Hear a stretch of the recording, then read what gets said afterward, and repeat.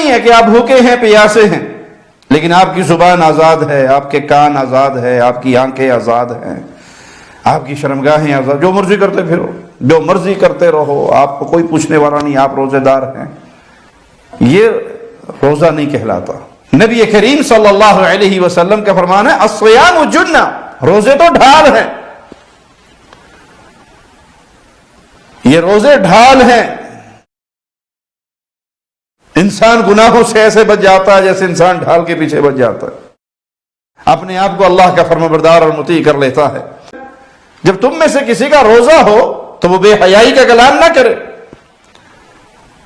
بے حیائی کی باتیں اور وہ اعمال نہ کرے، اور نہ ہی جہالت پر مبنی اعمال کرے، نہ تو جاہل والا اس کا حال ہو اور نہ ہی حیا باختہ ہو، بلکہ وہ روزے دار ہے۔ اسے تو شریعت نے یہاں تک تعلیم دی کہ اگر تجھ سے کوئی لڑائی کرے، تجھے کوئی گالیاں دے، تجھے کوئی مارے، مار پیٹ کرے، گالی گلوچ کرے، بدتمیزی کرے، دست درازی کرے، تو اس کو جواب میں کہو میں تو روزے سے ہوں، انی صائم، میں روزے دار ہوں، یعنی میں تمہاری اس گالی گلوچ کا جواب گالی سے نہیں دے سکتا، بلکہ میں روزے دار ہوں، میرے ہاتھ کا بھی روزہ ہے، میری زبان کا بھی روزہ ہے، میری آنکھ کا بھی روزہ ہے، میرے کان کا بھی روزہ ہے۔ صرف پیٹ کا روزہ نہیں ہے کہ میں بھوک پیاس برداشت کر کے بیٹھا ہوا ہوں،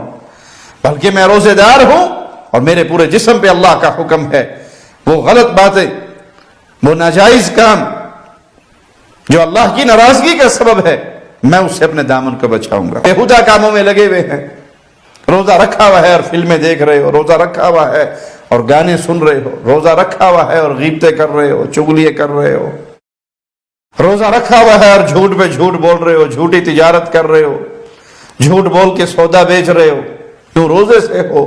اور یہ سارے کام آپ کر رہے ہو، تو پھر تو آپ کے بس کھانے پینے سے رکنے کا نام یہ روزہ نہیں ہے۔ لوگوں کے درمیان فساد کرنے کے لیے ادھر کی ادھر، ادھر کی ادھر، یہ لگائی بجھائی کے کام چھوڑ دو۔ اگر روزے دار ہو، اگر روزہ رکھا ہے